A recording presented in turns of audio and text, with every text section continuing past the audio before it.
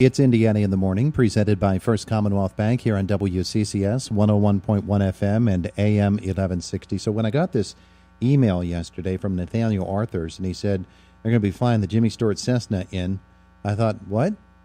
I didn't think that thing was airworthy, and they were just going to have it on display for its new home at the Jimmy Stewart Airport.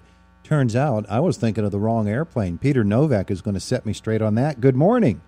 Good morning. How are you today? Wonderful. And you? Good, good. Now, you're in Illinois, correct?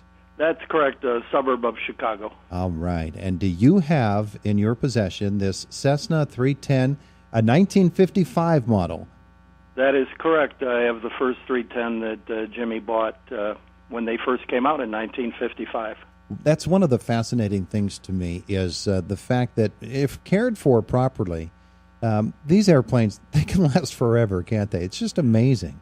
Yes, it's getting a little more difficult with the older aircraft due to the maintenance requirements and mainly parts availability. And that's the problem with these old aircraft. Sometimes they're worth more disassembled and sold off in parts than they are as a total airplane.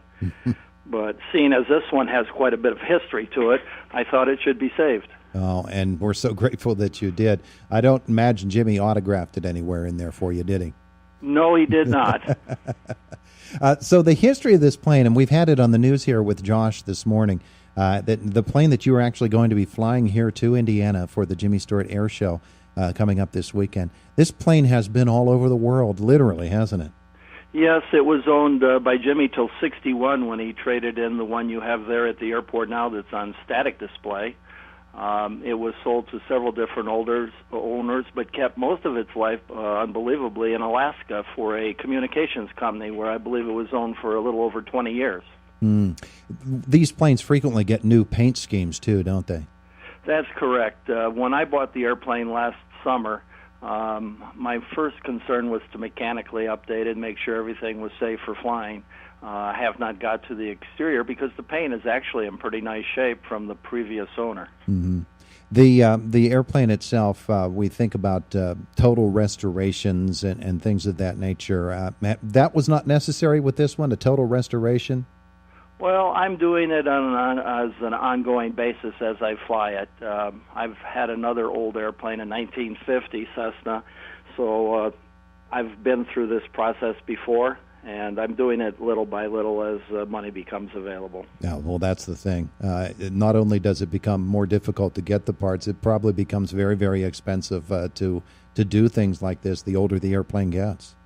Right. It's amazing the work it takes on the Internet, fortunately, we have today to track down parts. Yeah. So this came out of Alaska to Montana. Take me through that trail, if you would, of how you came to possess it. Well, the owner of the aircraft in Alaska passed away, and he left the airplane to his niece that I do not believe was a pilot. She, having no need for the aircraft, decided to put it up for sale through a company in California. And when it didn't sell initially, a bush pilot in Alaska who was coming back to the lower 48 to live brought the airplane with him to Montana and advertised it. And I went out and looked at it and actually bought it on the spot and flew it home. Yeah, probably you didn't. Did you? Did you know the history of it at the time that you bought it? Yes, when he advertised it, he advertised that it was the first 310 that Jimmy had bought when they came out. I guess he was flying a P-51, at least the story I was told, back and forth to Indiana, Pennsylvania, to visit his folks. And the studios, who had a lot of insurance on him as an actor, decided he ought to have a twin-engine airplane to fly back and forth, and so they kind of pressured him into buying a twin, which this was available newly that year. So this is not the first trip to Indiana for this particular aircraft? No, I believe it's been there quite a few times, and I guess I could go back into the original logs and to see what flights he has logged in it to that point. Oh, boy. What a piece of history you own. It's just amazing to me, when you think about the history of aircraft and how well they were built, that there are so many of them that are still airworthy. It fascinates me. It really does. Just a matter of mainly time and the desire to do it. And the money. But all these can be restored and flown, and it's an amazing way to get around our country. I've flown in my older airplane this week down to Arkansas, southern Arkansas, and back. And you think about the distance, 600 miles I flew in one day down and back, which was impossible in a car, and actually was even impossible to do it in an airliner. That is fascinating. All right, so when I trade in a car and I get in the new one, I start driving it around, and I think, wow, this is really what a nice smooth ride this is. When I go back to the older cars, sometimes you get into a few years ago, maybe quite a few. I drove a 1952 Buick, I think it was, and it just amazed me the way that car handled compared to the way cars handle today. Is it that way with airplanes? It's to some degree, but more towards the avionics side. The navigational equipment has changed, especially in the last few years. It's all updated electronics, GPS navigation systems, things that wasn't available back when this airplane was built. But for the actual flying, there's no difference between the older ones and the new ones. So you don't have to use a synchronized clutch or anything like that to shift gears? No, nothing like that. Though this aircraft's autopilot, which Jimmy had installed initially, no longer works, and is one of the items on my to-do list. So it's basically a hand-fly airplane everywhere you go, which is a lot of fun anyway. Yeah, I would guess.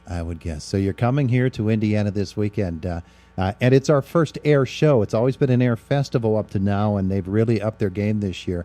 What have you heard about the air show and about your role in it? Well, all I know is that they're going to put on an air show each day, I believe starting around noon or so. I could be off on the time by a little bit. And I have to get there before that on Saturday morning, obviously, because the airport will be closing. And they are going to display this aircraft next to his 61 310 throughout the day on Saturday. And then, unfortunately for myself, I have to leave on Sunday morning.